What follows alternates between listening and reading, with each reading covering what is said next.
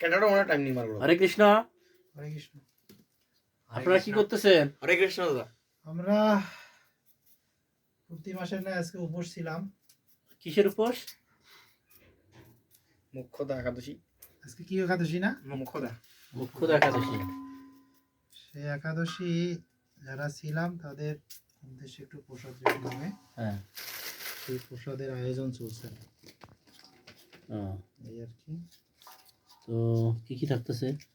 এই সবজি সবগুলোই বলা যায়, এর মাঝে ফুলকপি, বাঁধাকপি, আলু, বেগুন, এগুলোই আর কি, মিষ্টি কুমড়া। উপোস থাকলে কি হয়?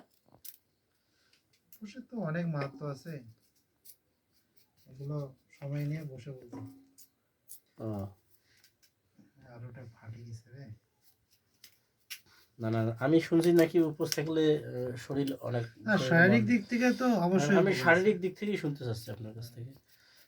আমাদের মূলত সবসময় খাই আর খাই, স্টোমাক খালি করি না।